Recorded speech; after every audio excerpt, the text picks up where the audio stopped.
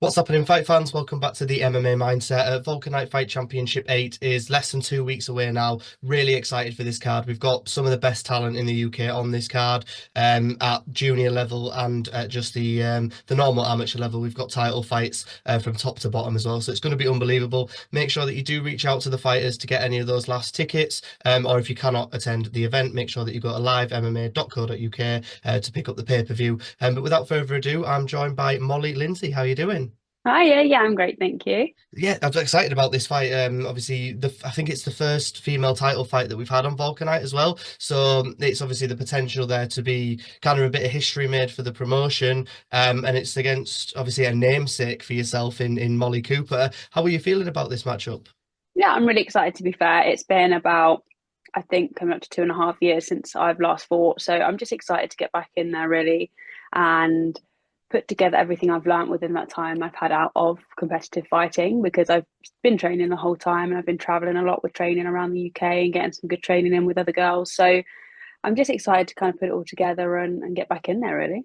Yeah, obviously I know it's been about 2.5 years since you last fought, but I think ring rust or whatever you want to call it only really comes into it if you've not been doing anything, but you've been very active in the scene still. You've been training constantly. You've been getting looks at different gyms, so that must have been really beneficial. Was it very important for you whilst you were not fighting to make sure that you still were staying sharp? Yeah, I think for me, I wanted to work on my ability to cope with the high pressure situation. So even just to begin with, going to other gyms for sparring felt really intimidating and nerve wracking. And I do believe that that's the experience of most fighters when they're traveling. Like fighters don't like to talk about their emotions too much, but it's intimidating, it is scary. And just by exposing myself to those situations, doing some no gi comps, like really rebuilding my capacity for high pressure situations and my mental resilience to be dealing with all of those feelings. Um, so I think it's definitely helped with my ability to feel relaxed coming into this fight and just enjoy the process. Yeah, definitely. I mean, without obviously just elaborating on what you said there, without getting too deep, I think fighters are kind of expected to portray this sort of front and image of being like not bothered by anything, warriors in the cage and outside of the cage in terms of physically and mentally. And it's seen as maybe a sign of weakness sometimes to maybe speak about how you're feeling actually properly and going into fights. And that's definitely something as an industry everyone's got to work on. And it's obviously something that we've been speaking to with a few coaches and a few promotions about providing maybe looking at getting a support network set up for fighters and kind of moving away from the fighting. We know they're doing well. We know people are training well. We know people are fighting well, but how are they doing on a personal level? So yeah, I always take a lot of time to look at your post whenever you do post, and I do think it's a really positive thing that you do. When did you decide to kind of start taking up that mantle of kind of being this voice for the real side of fighting and away from maybe the image that people put on Instagram about, oh yeah, I'm doing great in training? I think I struggled in silence and feeling rather alone with it for long enough, and it come to a head. And I know that if I was feeling that overwhelmed um, with those emotions, then other people were too. And as much as I do think the guys within the industry of fighting should definitely talk about their feelings more and have some more support. Um, I'm not a man, so I can't really comment on their experience, but I am a woman and we do handle stress differently. We're actually more receptive to stress. We can have a higher cortisol spike that can affect performance, that can affect mental health, and just accepting that maybe I feel things a little bit more deeply or a little bit more intensely, or I'm a bit more sensitive than, my male counterparts and training partners, then just accepting that means I can process that.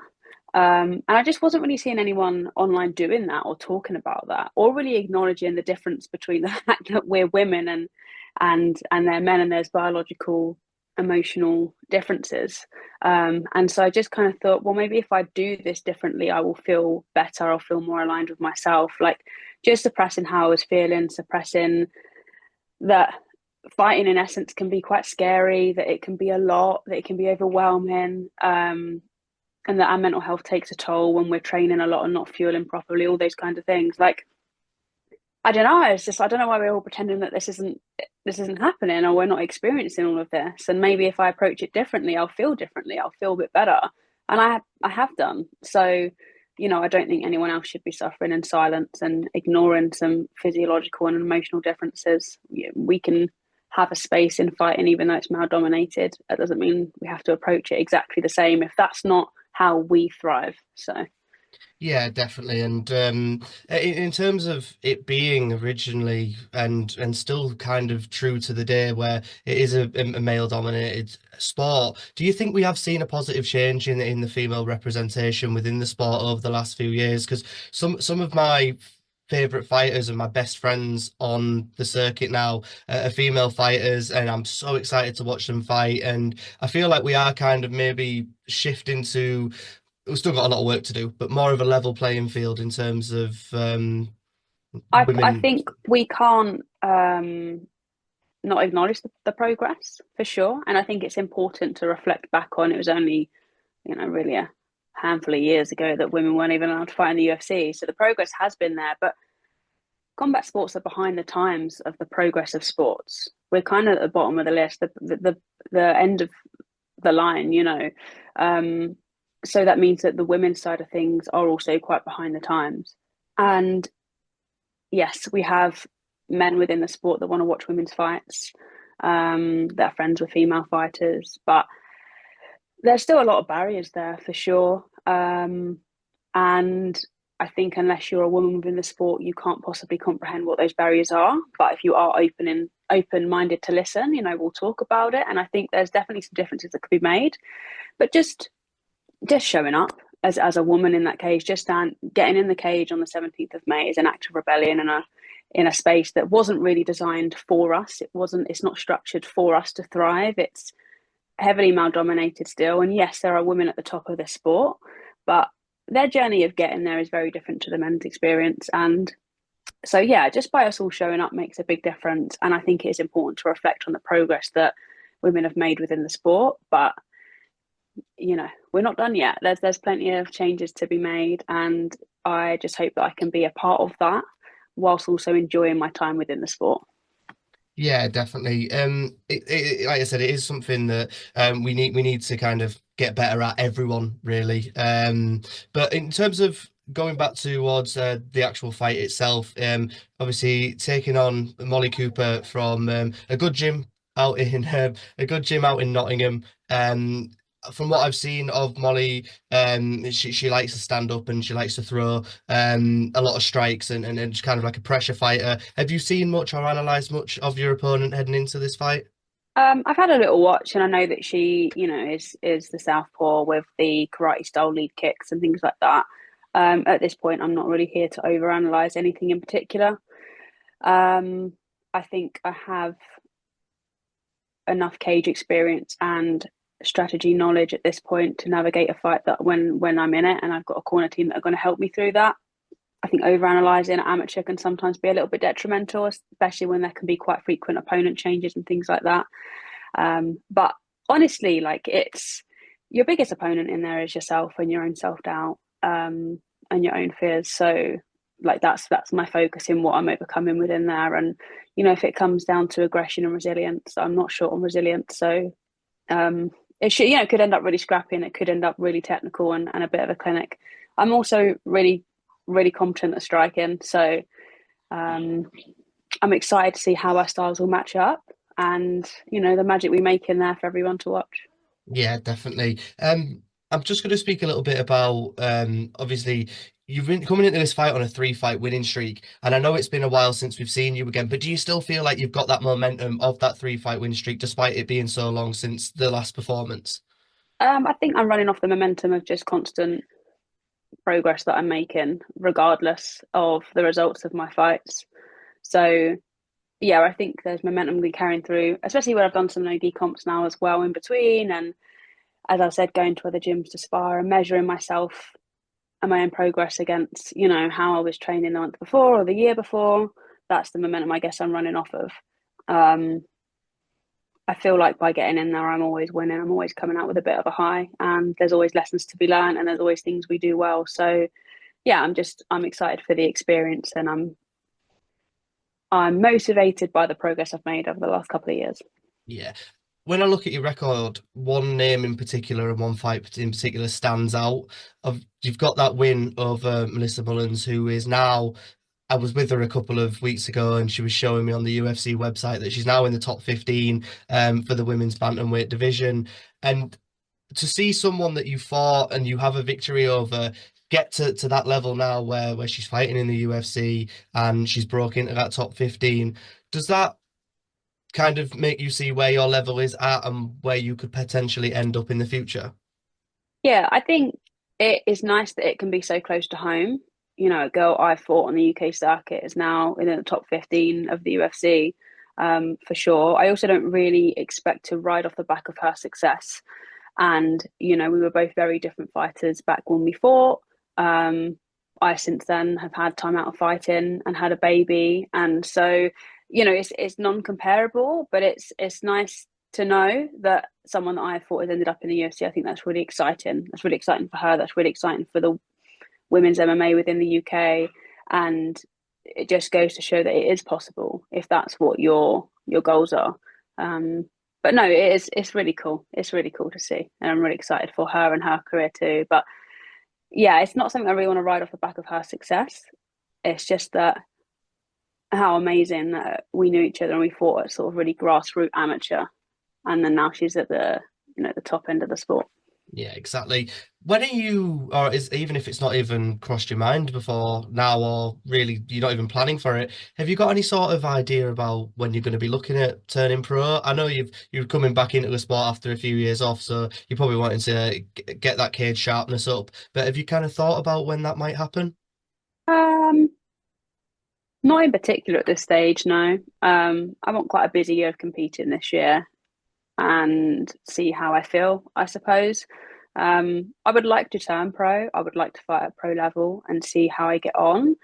Um, but I don't really base my life goals around, making it to the UFC or being world champion at the highest of levels. Like I just want to be enjoying the process and enjoying training and enjoying fighting rather than proving anything to anyone or even myself. Like if it's not something I enjoy or if it feels like it ends up taking more than it gives as a sport, then that's as far as I will take it. I'm very fulfilled in many other areas of life, and have a lot going on and balancing a lot of things anyway. So like I'm just here to have fun at this point, and if that continues way into pro, then that happens. And if not, then it doesn't. But I think that's the most important thing for me at this point.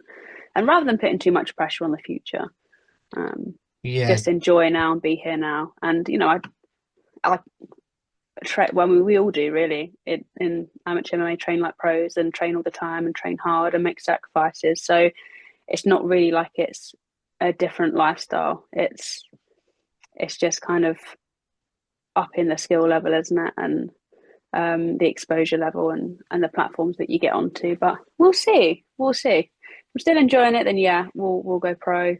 See how this year pans out. See how my performances are looking. And then go from there, really.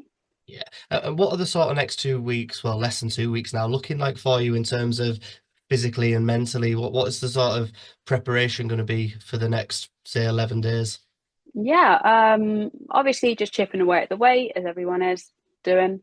Um, Probably a big push over this next week, and then the week before will be sort of more of a tapering week. I'm actually really balancing out the intensity of this part of fight camp with some more grounding practices. And for me, that looks like quite spiritual practices or just spending a lot of time out in nature or playing with my little boy, or some women's circles and getting together in community and drawing strength from other women and the battles that they're fighting in their life, and sharing their energy and drawing strength from them. So yeah, it's kind of different to how I would normally approach it. I definitely have changed as a person a lot over the last few years, and so how I approach fighting is very, very different. For me, it's important not to be too all consumed over these next 2 weeks because, in the grand scheme of my wonderfully full life, this is not the biggest thing ever. And then balancing that with this is pretty big. I haven't fought in 2.5 years, and I really want to perform well and put everything together and enjoy the process and do well. So it's trying to find a balance between those two approaches, I think, for me over the next 2 weeks. But obviously, just prioritizing keeping healthy, keeping injury free, and keeping happy. I think a happy fighter is a dangerous fighter.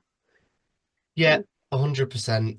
I We see like with fighters, I think when Conor McGregor originally came into the UFC, he was happy with what he was doing. He was enjoying his training, he was enjoying fighting, and then he fell out of love with it. And you've seen that as a detriment to his character and not just to his fighting, but to his overall character and the way people think mm, about him. So I think definitely a happy fighter is a dangerous fighter, and I we've think kind of that's part of the problem, actually, is that when your whole identity is being a fighter or it being based around fighting, when that's taken away through an injury or, no one knows what can happen in life. When that soul identity is taken away, you have an identity crisis. You fall apart. You don't know who you are. You've been doing it for the validation to prove you're tough, to prove you're good, to do this, to prove you're the best in the world. And so when you've got nothing else fulfilling you in your life, that's a really hollow way of living. And I think you literally crumble, like your whole life falls out from beneath you. And I think that is a lot of where the mental health problems within fighters can stem from. So yeah, I think keeping quite a full life and a happy fighter means, in terms of optimal performance as an athlete, a happy athlete definitely performs better than an unhappy athlete. So um, I think we just forget that we're human athletes and we're not robots performing and fighting sometimes. no, we're not back in what I can't even think of the date, and I should do because I'm a history buff. But back during 200 AD, gladiatorial combat, we're not those people. We're not those Yeah, people whose yeah, sole job in life is to entertain people. This is a very small yeah, facet of our multifaceted lives at the end of the day, yeah. and it's not the be all and end all, but it is good to kind of have this release and this escape from maybe everyday life and be able to put your energy and create positive energy from something. So yeah, I agree with you there. Lastly, before I let you go, Molly, what are you kind of looking for the rest of the year? I know we can't speak for the future and we don't know if there's going to be an injury later on in training, or how you're going to come out of the fight in terms of it could be a 3 round war, or it could be over really quickly. But what are you aiming for or looking for the rest of the year in terms of getting some more fights under your belt? Yeah, I've got another fight at the end of June, 20th of June, and I've got some no-gi matches and like super fights booked in already. I'm hoping maybe I can get another one or two MMA fights in by the end of the year. That would be the ideal. As you said, you never know what could happen. A little break in between, I think, would be nice, so I can do some things for the family and enjoy summer with my little boy. And again, keep a bit of a balanced life. And keep healthy. But yeah, another few fights by the end of the year would be absolutely perfect, and then I can have a bit of a rest over winter. Keep training, keep learning, and then assess how the year's gone and what's going to make me happy going forward. Yeah, well, I'm super excited to see you back in the cage. I was really excited that we managed to get this fight made and that we're going to see you back in the cage again because I think you're a super talent on the scene, and Thank you. it's been a long time since we've seen you, and I think that's been as a detriment to the sport as well. So it'll be so good to see you back, and hopefully everything goes well for you in the next couple of weeks, and you get there and you're super happy and healthy on the day as well. But it's going to be unbelievable. Make sure you do tune in for this fight in particular. Unbelievable title fight. Two of the best female talents and just two of the best general talents in the UK. It's going to be amazing. But once again, Molly, I really appreciate you coming on, and all the best with the rest of your training. Yeah, thank you for having me. We'll catch up Not a soon. problem. Thank you very much. Bye.